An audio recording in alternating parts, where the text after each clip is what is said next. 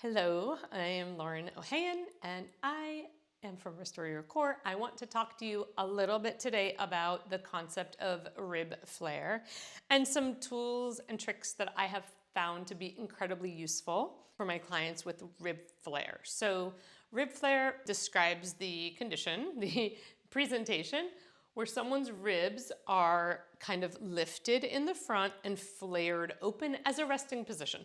So kind of lifted and flared open. We can say that it often does come then hand in hand with more of a posture where we are, I was going to say rib thrust, but it's like this excessive back arching.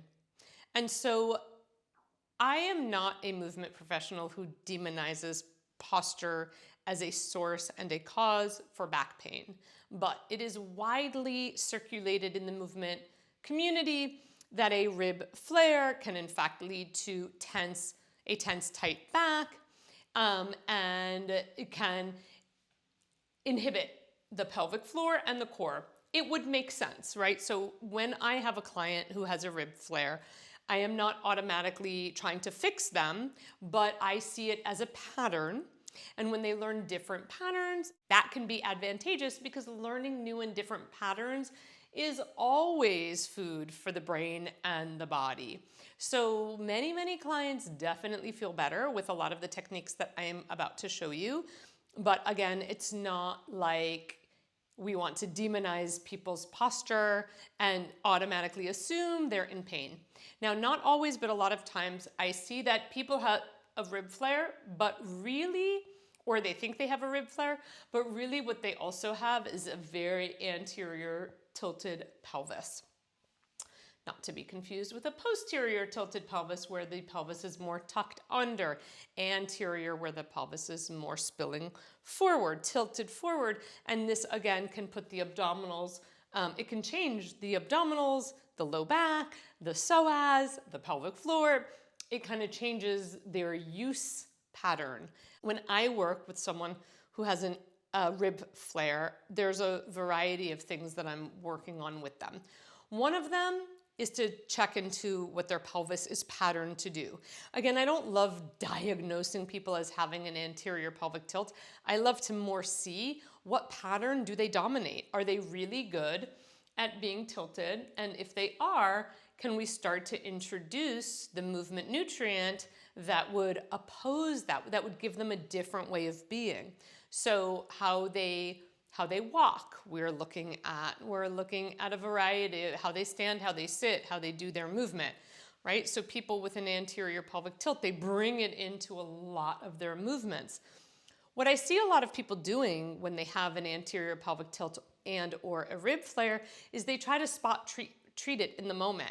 So I see a lot of media, social media, videos and things all about correcting by drawing and knitting your ribs in, all sorts of movements that promote, because the idea is that if the ribs are lifted and opened, then the antidote, i.e. the fix to that, is to pull the ribs together and down. You can't really treat one tension pattern with another tension pattern. So that's not how I love to approach it, right? So I'm actually not a fan of all of this spot treatment. The same thing with the anterior pelvic tilt.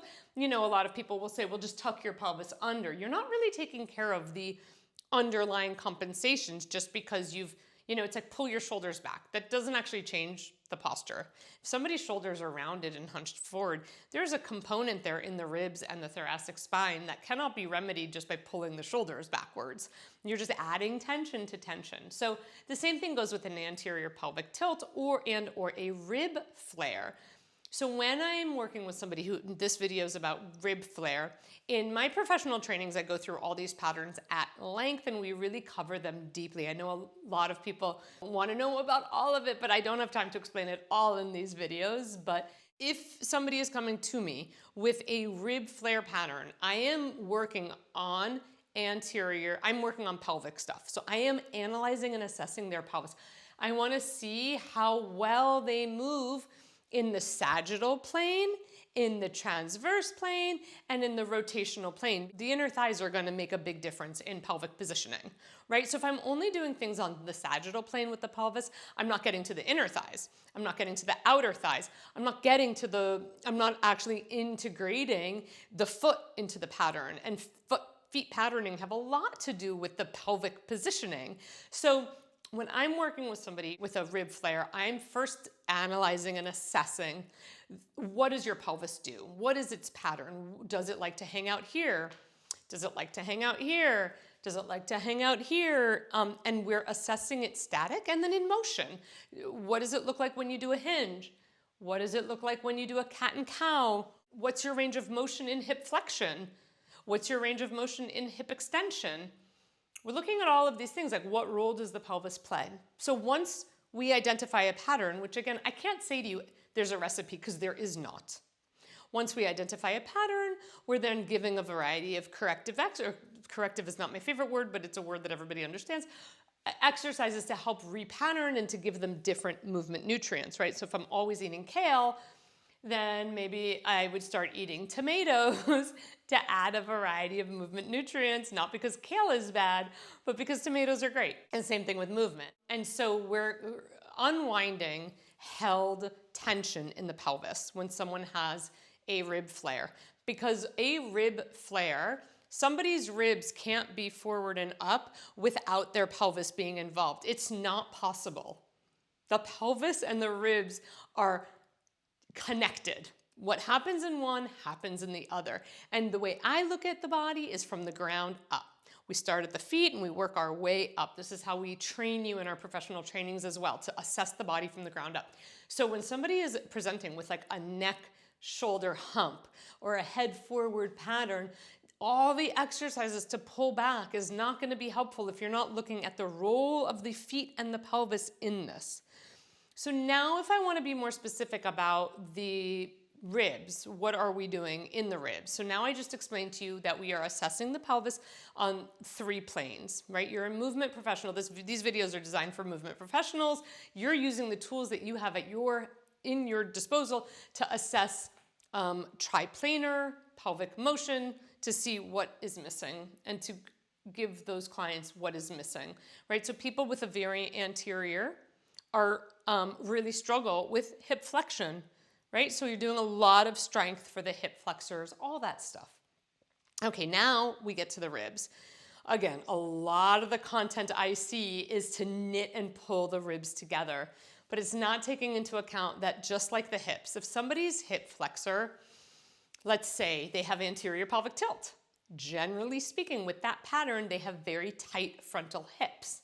And so when they go to bring their leg up, their pelvis tucks with it. They are unable to generate a lot of strength and power through the hip flexor.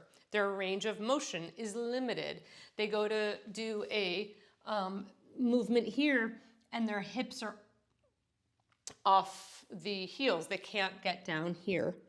That is because of the anterior pelvic tilt and because of the role, that pattern, the expression of that pattern in the frontal hips.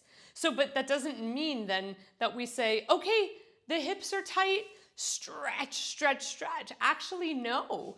Yes, a big part of the pattern, a big part of what we're correcting, or the corrective exercises that I would give, would definitely include eccentric, not passive, but eccentric stretching of the hips, but also loading.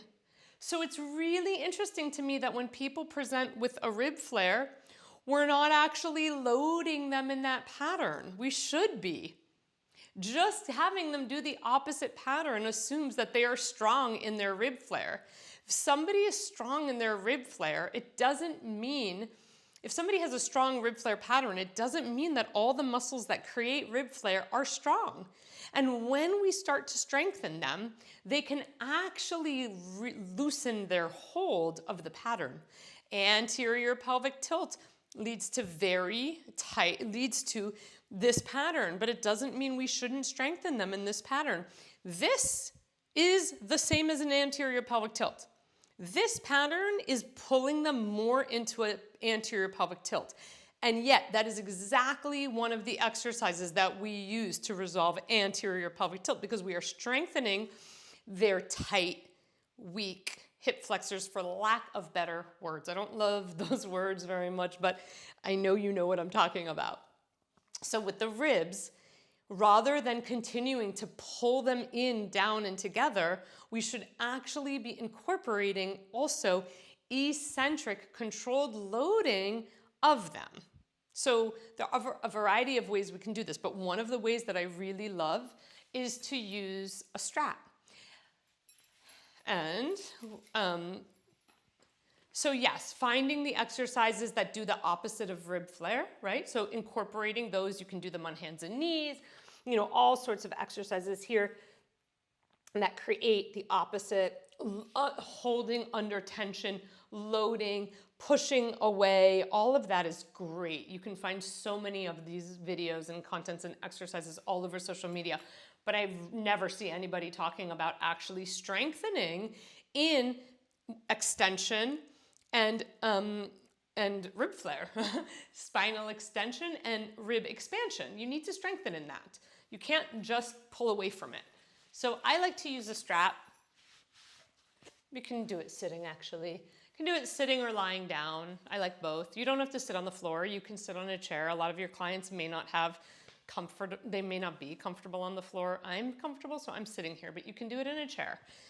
What my legs are doing doesn't matter. But I will say that what my pelvis is doing does matter. So if sitting on the floor makes any of your clients go into a post-tilt, that is not the right position.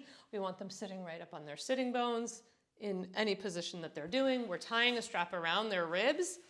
Again, what most people would say is pull the ribs together and squeeze the strap. I'm saying that's fine, but that's not what I would do. Put tension on the strap, don't break your ribs, and then inhale and slowly open your ribs into the strap. So you're inhaling and pulling your ribs into your rib flare, because your muscles are not strong if you have a rib flare. They're tight and stuck. Holding. So I inhale long and slow into the ribs. Hold, and then exhale slowly. And then you can do, if you want to combine it with like really getting the ribs to knit and draw in, that's fine. But then again, you're slowly opening the ribs and closing them slowly. You can do it. You can place sandbags, have somebody lie on their back, line them up with sandbags and have them slowly breathe into the sandbags. You can put your hands around their ribs and draw them in a little bit. You draw their ribs in, and then they have to inhale into the resistance of your hands. Don't break a client's rib. Please don't do that. And you can do it lying down on your back. Same thing. You just lie down on your back. You cross this. You're just on your back. Your knees are bent. Your feet are here. And that's like in any protocol that you're creating, again, whatever protocol you're creating in your movement system, you want to include this element, the strengthening of the ribs in the pattern, which would also mean that you're having them do, remember the body is three-dimensional, so we're having them do lateral bending and rotation, right? So not just in this plane, but we move, and again, this plane, this is the sagittal plane. We need to move them in the transverse and in the transverse and the frontal. So it could even be something like having them do a twist. And again, we're thinking about keeping the ribs quiet and not in their flare, but once you open up, as they inhale here, they're feeling that inhale, letting their ribs expand as if they still have this on, letting them expand under intention and control. If you are telling your clients that for every move they do, God forbid they open their ribs and move into extension, that is not okay. The ribs are designed to open. The spine is designed to extend. We're not just meant to keep our ribs pulled in and down and together in all the time. Even if you have a rib flare, you're not meant to stay here. So, but again, we're training under intention. So maybe as we go into the rotation, we're being mindful of our ribs, not overdoing a flare. Then we get in and we can find a rib opening on inhale with maybe even a little extension, but it's intentional and as if under load. And this is where working with resistance bands and not just a yoga strap can be very helpful, using it around the ribs, having your client have a resistance band around their ribs, giving it a little bit of a tie that band, right? And then you have them move into shapes and feel their ribs expand into the band in these shapes. That is going to be a game changer for your rib flare clients. Constantly telling them, again, I'm gonna say this one more time and then we're done. Constantly telling them to pull their ribs in and down as an antidote, and finding exercises that just increase that is missing an entire part of the healing, like the resolution of this pattern. And I think we need to stop thinking that our clients need to stop being rib flared. We all have postural patterns. It's, are you strong in other patterns? So I came from a lot of rib flare. I was a gymnast and a dancer, and it worked really well for those like two fields. I was really good at them because of my rib flare, so it was very helpful. But it's not a pattern I want to bring into every movement. So I'm not always in a rib flare, but I don't also worry about it when I am in it. I see myself in it all the time because I'm really strong in that pattern. I've developed a lot of strength in rib flare, and that's the key. Okay, so I hope this was helpful. And of course, if you want to learn more about all of this and the actual exercises and get much more detail about what exercises I use in addition to all of this, you can come and check out my pro trainings. They are incredibly comprehensive.